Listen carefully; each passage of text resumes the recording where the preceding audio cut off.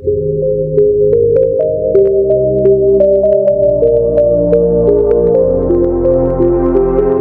मैं आपसे कहूं कि दुनिया में एक ऐसा देश है जहां पूरा शहर संगमरमर से बना है, जहां इंटरनेट से ज्यादा ताकत सरकारी नजरों की है और जहां इतिहास आज भी, क्या आप यकीन करेंगे? उज़्बेकिस्तान। नाम सीधा सा है, लेकिन इसके पीछे की सच्चाई बिल्कुल नहीं। ये वही जमीन है जहां कभी सिल्क रोड से सोना, मसाले और रहस्य गुजरते थे। लेकिन सवाल ये है, अगर ये जगह इतनी अहम थी तो आज दुनिया इसे लगभग भूल क्यों चुकी है? क्यों यहाँ के शहर रेगिस्तान के बीच अचानक उभर आते हैं जैसे कोई छुपा हुआ राज? क्यों इसकी इमारतें खूबसूरत होने के बावजूद खामोशी से कुछ छुपाती हुई लगती हैं? और क्यों इसे आज भी सेंट्रल एशिया का सबसे कंट्रोल्ड और अनप्रेडिक्टेबल देश कहा जाता है? क्या उज़्बेकिस्तान सिर्फ नीले गुंबदों और पुरानी मस्जिदों की कहानी है, या फिर इसके पीछे छुपा है एक ऐसा सच जिसे दुनिया जोर से बोलने से डरती है? इस वीडियो को ध्यान से सिर्फ बताए नहीं जाएंगे, यहाँ सवाल उठाए जाएंगे। पॉइंट 1, उज़्बेकिस्तान दुनिया के उन गिने चुने देशों में से एक है जिसे डबल लैंडलॉक कहा जाता है। इसका मतलब सिर्फ इतना नहीं कि इसके पास समुद्र नहीं है, बल्कि इसके आसपास मौजूद किसी भी देश के पास भी सीधा समुद्री रास्ता नहीं है। यानी उज़्बेकिस्तान को समंदर तक पहुंचने के लिए कम से कम 2 देशों की सीमाएं पार करनी पड़ती है। समुद्र से दूरी ने इसके व्यापार, सोच और नीति तीनों को प्रभावित किया। जहां समुद्री देश खुले व्यापार और बाहरी प्रभावों के आदी होते हैं, वहीं उज़्बेकिस्तान ने हमेशा जमीनी रास्तों पर निर्भर रहना सीखा। यही वजह है कि यह देश कभी सिल्क रोड का केंद्र बना और कभी दुनिया से अलग थलग महसूस हुआ। सेंट्रल एशिया के बीच होने के बावजूद यहाँ का भौगोलिक ढांचा, पहाड़, रेगिस्तान और सीमित रास्ते राजनीति और नियंत्रण में भी अहम भूमिका निभाता है। पॉइंट 2, ज्यादातर लोग सिल्क रोड को सिर्फ एक व्यापारिक रास्ता समझते हैं, लेकिन असल में यह ताकत, प्रभाव और ज्ञान का नेटवर्क था। रेशम, मसाले और सोने के साथ साथ विचार, भाषाएं और सत्ता की रणनीतियां भी यहीं से सफर करती थीं। जो इसे कंट्रोल करता था वही उस दौर की ग्लोबल पावर तय करता था। समरकंद और बुखारा साधारण बाजार नहीं, बल्कि पावर सेंटर्स थे, राजाओं, विद्वानों और व्यापारियों का मिलन बिंदु। धर्म, विज्ञान और गणित का ज्ञान भी यहीं से यूरोप और एशिया तक पहुंचा। आज समरकंद खूबसूरत दिखता है, नीले गुंबद, चमकती टाइलें और सहेजा गया इतिहास, लेकिन यह सिर्फ टूरिस्ट फ्रेंडली इमेज है। लोकल्स के लिए शहर नियमों और सीमाओं से भरा है। हेरिटेज के नाम पर कई असहज सच्चाइयों को छुपा दिया गया है। असल में समरकंद सुंदर है, लेकिन इसके भीतर नियंत्रण और चयन छुपा है, क्योंकि यहाँ एक बात साफ है, सिर्फ सुंदर दिखना आजादी की गारंटी नहीं है। पॉइंट 3, उज़्बेकिस्तान को समझने के लिए उसके सोवियत अतीत को नजरअंदाज नहीं किया जा सकता। यूएसएसआर का असर सिर्फ राजनीतिक ढांचे तक सीमित नहीं रहा, इसने लोगों के सोचने, बोलने और डरने के तरीके बदल दिए। दशकों तक यह सिखाया गया कि सरकार से सवाल करना खतरनाक हो सकता है, और यह सोच धीरे धीरे आदत बन गई। इस दौरान एक गहरी फियर कल्चर विकसित हुई। लोग खुलकर बोलने से पहले सोचते थे और अक्सर अपने ही शब्दों पर शक करते थे। खामोशी सुरक्षित मानी जाने लगी और चुप रहना समझदारी बन गया। यह डर कानूनों से ज्यादा मानसिक ट्रेनिंग का नतीजा था, जो पीढ़ी दर पीढ़ी ट्रांसफर हुआ। आज भी सरकार से सवाल करना लगभग टैबू है।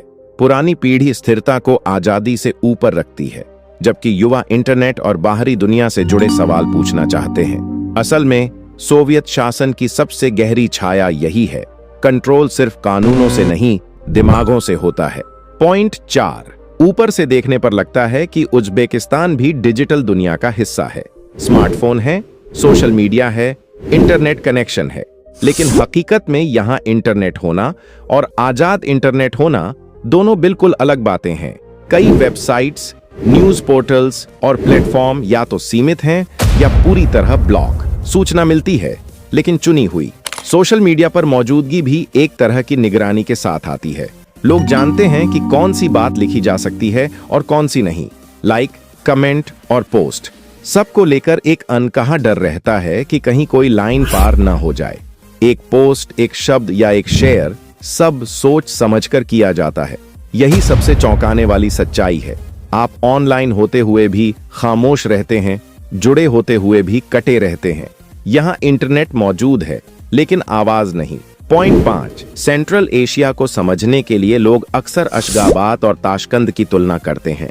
अशगाबात भले ही उज्बेकिस्तान में न हो, लेकिन यह पूरे रीजन का एक शोकेस कैपिटल माना जाता है, जहां हर चीज जरूरत से ज्यादा पॉलिश्ड दिखाई जाती है। वहीं ताशकंद, उज्बेकिस्तान की राजधानी, थोड़ा ज्यादा प्रैक्टिकल और ग्राउंडेड लगती है, लेकिन यहां भी एक केयरफुली डिजाइंड इमेज मौजूद है। कैमरे के सामने Tashkent modern buildings, clean roads और कंट्रोल्ड डेवलपमेंट दिखाता है, लेकिन कैमरे के पीछे की रियलिटी अलग है, जहां आम लोगों की जिंदगी उतनी स्मूथ नहीं जितनी ब्रोचर्स में नजर आती है। शहर और गांव के बीच का फर्क साफ दिखता है। असल में राजधानी एक नैरेटिव टूल बन जाती है, देश की कहानी दिखाने का जरिया। जो कुछ वहां दिखाया जाता है वही पूरे देश की सच्चाई मान ली जाती है, लेकिन हकीकत यह है कि जो दिखाया जाता है वही पूरा सच नहीं होता, और उज्बेकिस्तान में यह फर्क समझना बेहद जरूरी है। पॉइंट 6, उज्बेकिस्तान में इस्लाम एक स्वीकृत धर्म है, लेकिन पूरी तरह आजाद नहीं। मस्जिदें मौजूद हैं, नमाज पढ़ी जाती है और धार्मिक पहचान दिखाई भी देती है, लेकिन सब कुछ एक तय दायरे के भीतर। यहाँ धर्म निजी आस्था से ज्यादा एक नियंत्रित सांस्कृतिक पहचान बनकर रह गया है। धार्मिक अभिव्यक्ति पर साफ सीमाएं खींची गई हैं। किस तरह के कपड़े पहने जा सकते हैं, सार्वजनिक रूप से क्या कहा जा सकता है और किस स्तर तक धार्मिक शिक्षा दी जा सकती है, सब पर निगरानी है। सरकार इसे अक्सर एक्सट्रीमिज्म के डर से जोड़ती है, लेकिन सवाल उठता है, क्या ये डर असली है या नियंत्रण को सही ठहराने का एक बहाना? यही वजह है कि लोगों की धार्मिक पहचान एक सेफ वर्जन में ढल जाती है। गहरी आस्था रखने वाले लोग खामोश हो जाते हैं और खुले तौर पर धार्मिक दिखना कई बार संदेह की नजर से देखा जाता है। संस्कृति को अपनाने की इजाजत है, लेकिन सवाल पूछने की नहीं।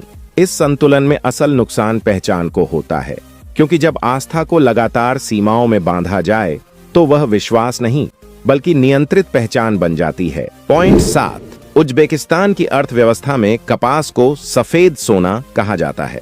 दशकों तक यही फसल देश की रीढ़ बनी रही, लेकिन इस चमक के पीछे एक गहरी अंधेरी सच्चाई छुपी रही। कपास के खेत सिर्फ उत्पादन की जगह नहीं थे, बल्कि मजबूरी और दबाव के मैदान भी बन गए थे। लंबे समय तक यहाँ फोर्स्ड लेबर की परंपरा चली। छात्रों, सरकारी कर्मचारियों और शिक्षकों तक को हर साल कपास की कटाई के लिए भेजा जाता था। यह कोई विकल्प नहीं बल्कि आदेश होता था। न जाने कितने लोगों ने पढ़ाई, नौकरी और सम्मान खोकर खेतों में काम किया और दुनिया को इसकी भनक तक नहीं लगी। इस सिस्टम में ग्लोबल ब्रांड्स भी पूरी तरह मासूम नहीं थे।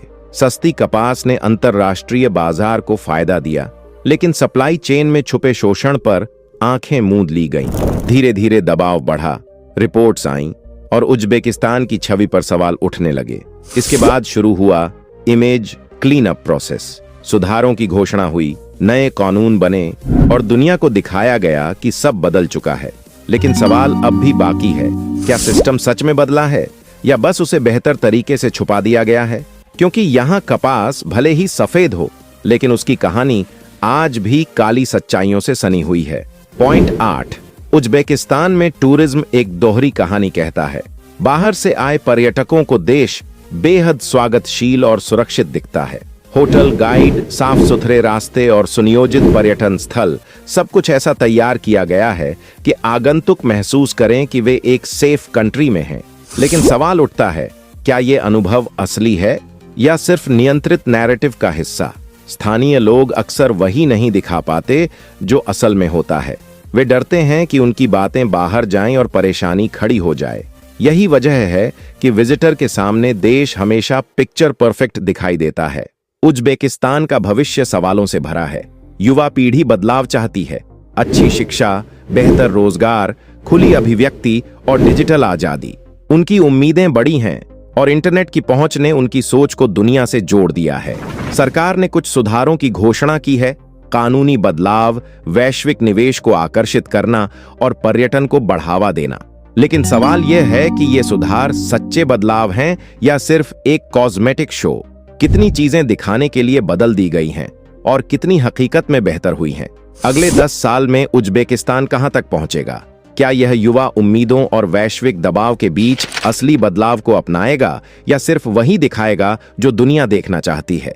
अगर आपको ये वीडियो पसंद आया तो लाइक करें, शेयर करें और हमारे चैनल को सब्सक्राइब करना बिल्कुल न भूलें। चलो साथ में नई दुनिया की सच्चाइयों को एक्सप्लोर करते हैं। जय हिंद।